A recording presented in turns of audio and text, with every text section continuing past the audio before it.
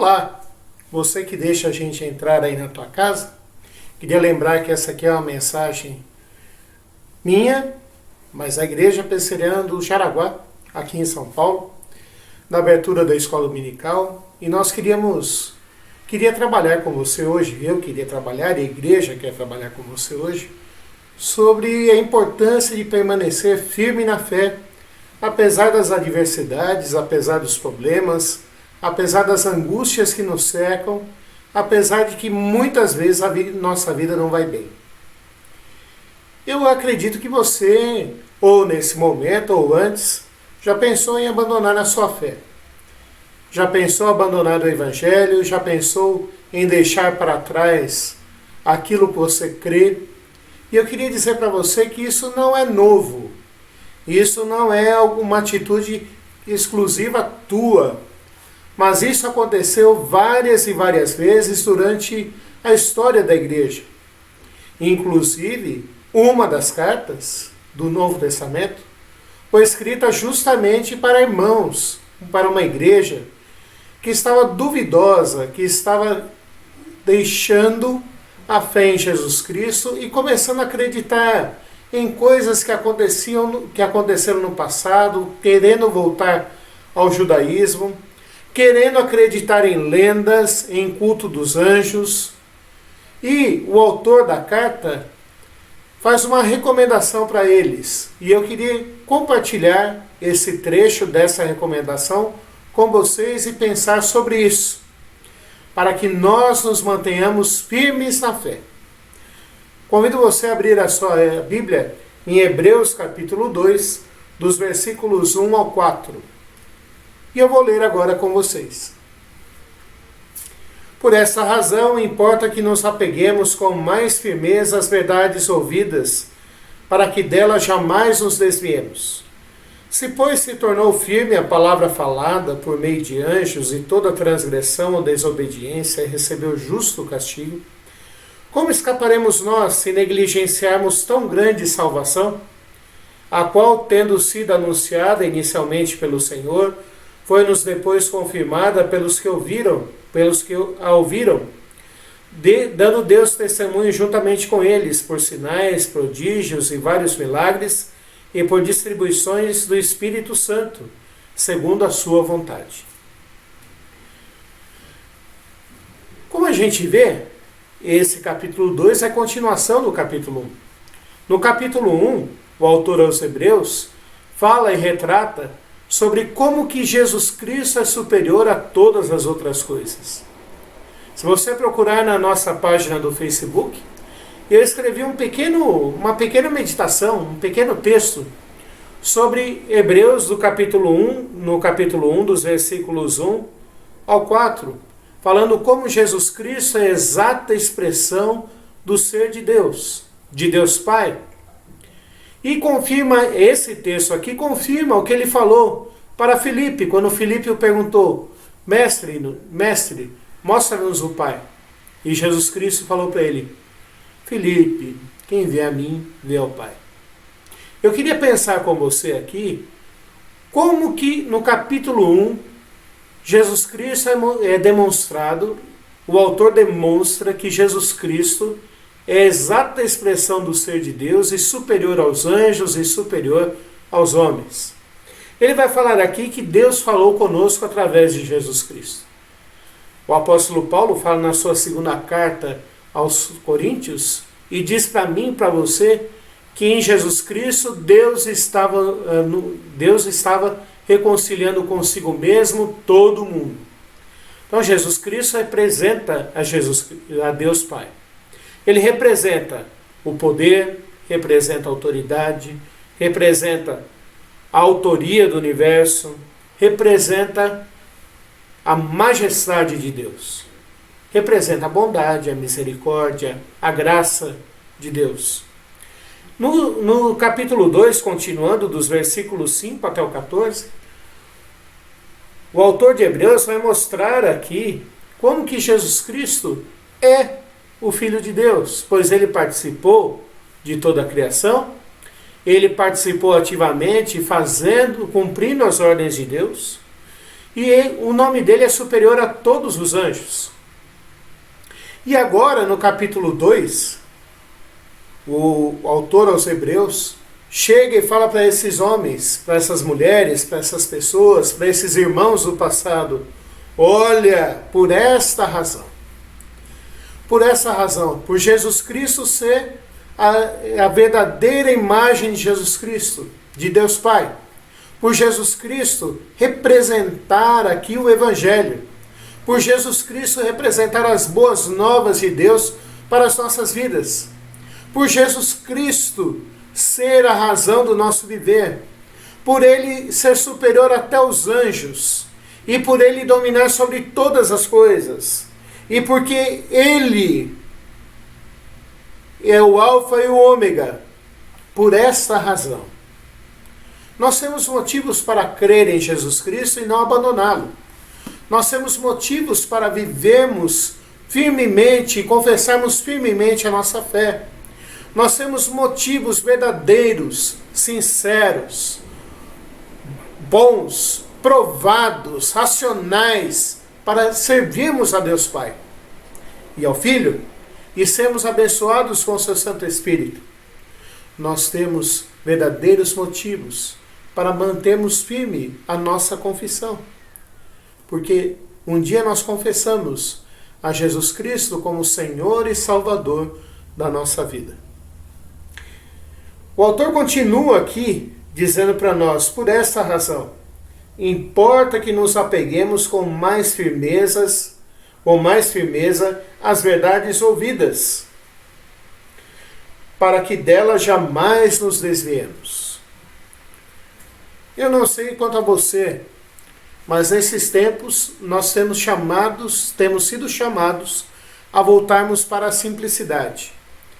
Mas até um pouco de tempo atrás, eu e você fomos chamados para vivermos uma época de novidade, de gourmetização. Deixa eu te explicar bem o que significa essa palavra gourmetização. É tentar tornar a nossa cozinha do dia a dia, que era simples, num restaurante fino. E prova disso foram tantos e tantos programas culinários que existiram. Prova disso foram tantos e tantos programas de televisão voltados para isso, né? Ainda estão passando nessa época que estamos vivendo. E nós complicamos demais a nossa cozinha. Trazendo esse tema de complicação na cozinha, de tentar fazer com que a nossa cozinha fosse uma cozinha chique, nós trazemos esse tema para a nossa vida. E nós tentamos fazer com que a nossa vida seja muito mais complicada. Na realidade, esse desejo de complicação existe dentro do homem desde sempre.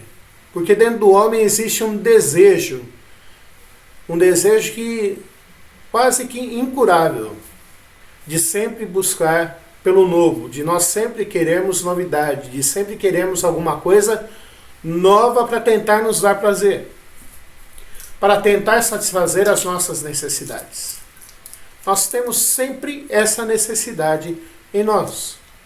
E essa necessidade também está presente na nossa fé, infelizmente. Há uma briga do velho homem que sempre quer a novidade contra a nova fé, contra a fé verdadeira, contra estarmos firmes na palavra de Deus. Eu quero chamar a atenção para você que a carta aos Hebreus fala justamente sobre isso. Fala que nós devemos negar essa nossa paixão, negar essas paixões mundanas, como o apóstolo Paulo fala em Tito, na carta a Tito. Devemos deixar isso de lado e nos apegarmos firmemente à palavra que ouvimos. É interessante que a Bíblia é a mesma há 2000 anos atrás, desde 2000 anos atrás, desde que se fechou o cânon, há 1900 anos. Mas é engraçado como que a gente ainda tenta buscar subterfúgios, torcer textos bíblicos, colocar manias nossas, humanas, e tentando justificá-las com textos bíblicos. A palavra de Deus fala para mim e para você aqui que nós devemos nos manter firmes na fé que nós ouvimos. E a fé é simples. Aquele que confessar a Jesus Cristo como Senhor e Salvador da vida dele, terá a vida eterna. O apóstolo Paulo falou isso para o carcereiro de Filipos. Se hoje confessares a Jesus Cristo, tu e tua casa certamente serão salvos. Essa é a nossa fé. Por que isso? Por que guardar essa palavra? Por que firmarmos nas verdades ouvidas desde o passado? Porque o motivo está aqui no versículo 2. Se, pois, se tornou firme a palavra revelada por meio de anjos, e toda transgressão ou desobediência recebeu justo castigo. Versículo 3. Como escaparemos nós a negligenciarmos tão grande salvação? É interessante que o autor de Hebreus trabalha aqui algumas coisas importantes.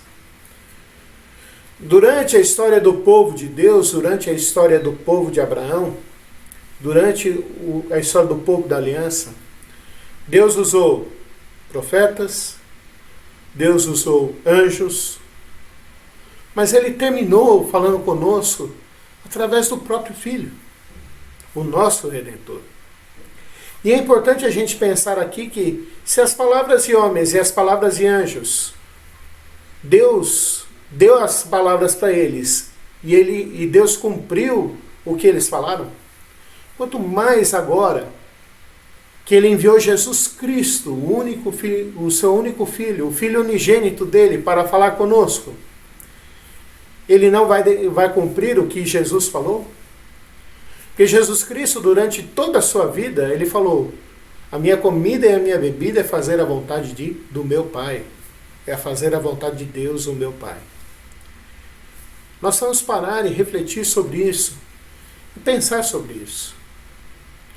Se às vezes a gente gosta tanto de novidades, se às vezes a gente gosta tanto de buscar alguma coisa que pode parecer que vai preencher a nossa vida, nós vamos entender que nada disso, na realidade, vai preencher a nossa vida.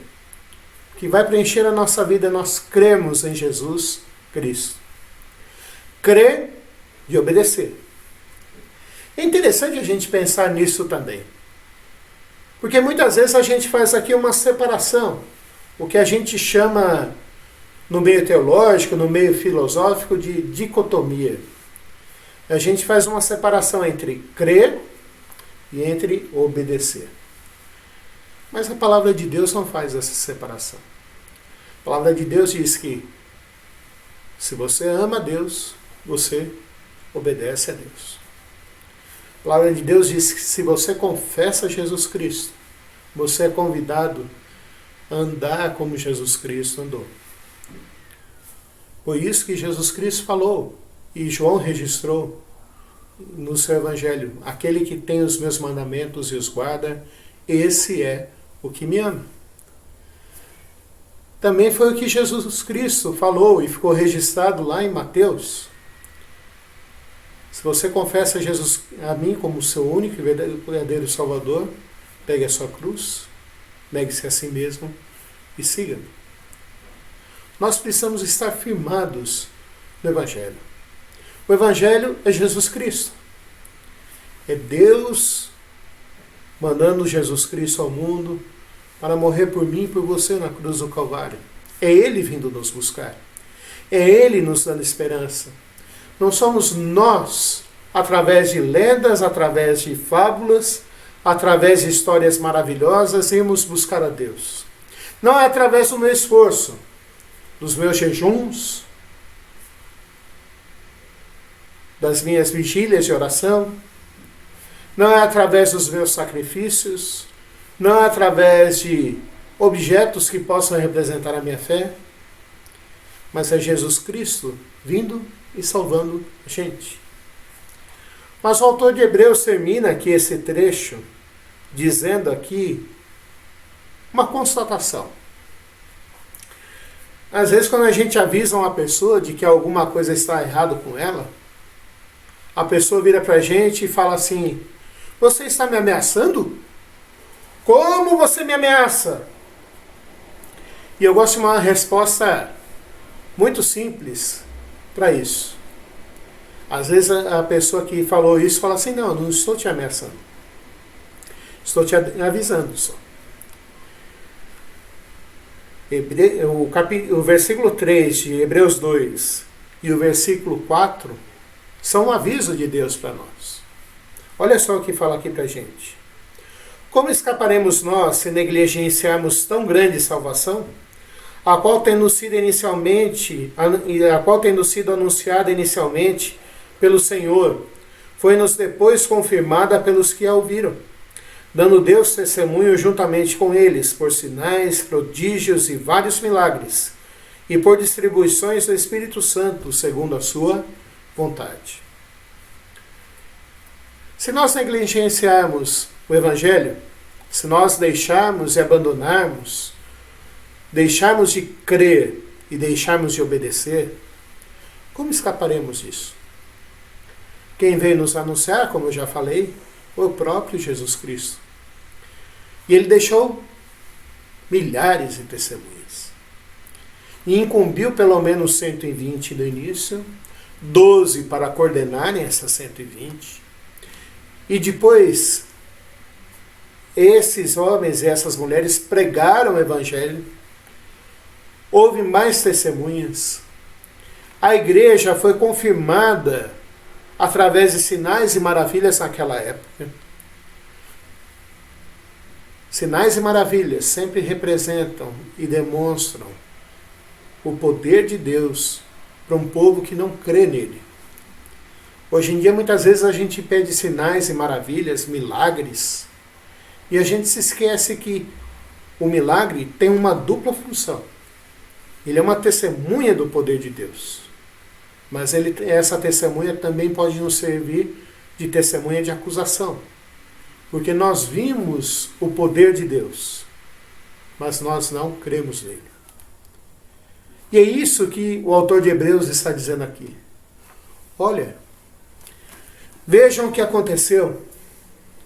Vejam, lembrem-se de como Pedro e João curaram aquele homem na porta do templo. Lembrem-se de como Paulo curou aquele menino que caiu, aquele jovem que caiu lá da varanda, que estava ouvindo o Evangelho e que agora ele está vivo. Lembrem-se de tudo o que aconteceu. Lembrem-se de como Paulo foi picado pela serpente e não morreu. Lembrem-se de como Paulo conseguiu sair ileso junto com seus colegas do naufrágio. Vejam o grande poder de Deus demonstrado nos dia a dia das pessoas. E isso é um alerta para nós hoje também. Vejam como Deus tem atuado na vida do seu povo. Vejam como que Deus tem demonstrado o seu poder. Veja como Deus tem transformado vidas. Porque o maior milagre que pode acontecer hoje, nos nossos tempos, é um homem que estava espiritualmente morto, agora está vivo. Um homem que estava longe de Deus, ter o seu coração transformado. E agora, viver ao lado de Deus. Um homem que era filho da ira, agora ser um filho do amor de Deus. Os hebreus passavam por perseguição. Provavelmente essa carta foi escrita para a igreja de Jerusalém. Eles passavam por perseguição. Ou essa carta foi escrita para judeus que viviam o Evangelho, que eram cristãos, mas que agora titubeavam, pensando em voltar, porque homens e mulheres se infiltraram no meio deles e diziam que eles estavam errados. Homens e mulheres diziam para eles voltarem para o judaísmo, assim eles não seriam perseguidos. Homens e mulheres se infiltraram no meio deles para tentarem tirá-los da fé. Eu quero dizer para você que muitas vezes nós podemos fazer isso. E se nós fazemos isso, se nós ouvirmos eles, nós deixamos de levar em conta o sacrifício de Jesus Cristo. O que eu aprendi desse texto e o que eu posso trazer para a minha vida e para a sua vida hoje, que o mais importante da nossa vida é crermos de fato e de verdade em Jesus Cristo. A gente não pode pensar de outro jeito. Nós temos que crer de fato e de verdade em Jesus Cristo. Jesus Cristo não é só mais uma opção. Ele é o caminho, a verdade e a vida. Jesus Cristo não é simplesmente algo que falaram para mim e para você, não. Há provas verdadeiras de que Ele esteve conosco. Há provas verdadeiras de que Ele é o Filho de Deus. Há provas verdadeiras de que Ele nos ama. A prova verdadeira de que Ele é o nosso Senhor e Salvador. A segunda lição que eu tiro desse texto para nós hoje, e para mim hoje, é que nós não podemos simplesmente dizer que nós amamos a Cristo se nós não obedecermos. Nós precisamos obedecer de fato e de verdade a Jesus Cristo. Nós precisamos viver de fato e de verdade todos os dias o Evangelho de Deus. Precisamos amar a Jesus Cristo. Precisamos amar o nosso próximo como Jesus Cristo nos amou.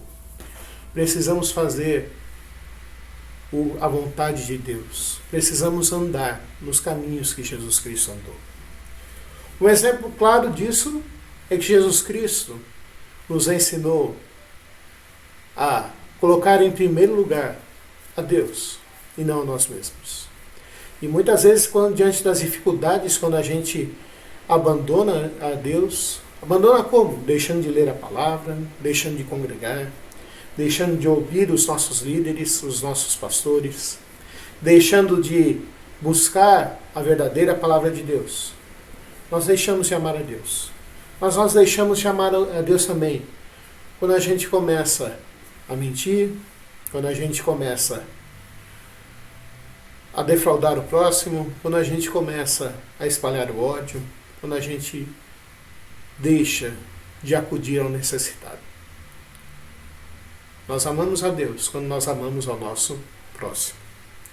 Uma terceira lição que eu tiro desse texto e trago para a minha mente, trago para a minha vida, trago para a minha fé, é que nós não podemos deixar de ler a palavra de Deus.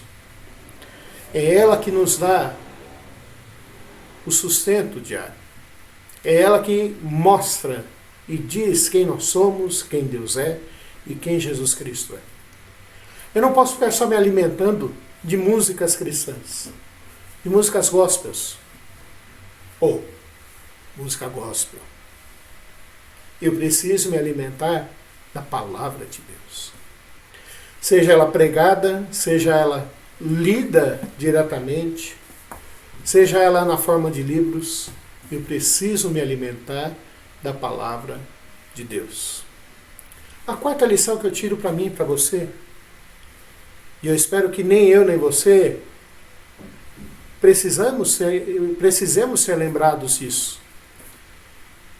é que é terrível deixar de crer em Jesus Cristo. É terrível porque nós temos conhecimento da verdade. É terrível porque um dia nós confessamos a Jesus Cristo como Senhor e Salvador da nossa vida. É terrível porque nós dissemos um dia que a única esperança verdadeira, que nós deixamos de lado o Cordeiro de Cristo que nos dá a paz. Que nós deixamos de lado o Cordeiro de Deus que tira o pecado do mundo. Que nós deixamos de lado o sacrifício de Jesus Cristo que nos dá a paz. Quero convidar você hoje a pensar e refletir. E antes de mais nada, depois de pensar e refletir, a você orar e dizer: Senhor, eu quero buscar ao Senhor e quero estar firmado na Tua palavra. Quero estar firmado no Evangelho da Tua salvação. Quero viver uma vida verdadeira. Apesar de que muitas vezes hoje eu não tenho esperança no futuro, mas eu sei que o meu futuro está seguro nas Tuas mãos. Porque mesmo se eu morrer, eu tenho certeza da vida eterna. Eu quero que você seja firmado na palavra de Deus. Porque Deus é o sustentador. E mesmo que eu tiver que comer arroz, feijão e ovo, eu vou estar feliz. Porque eu sou salvo.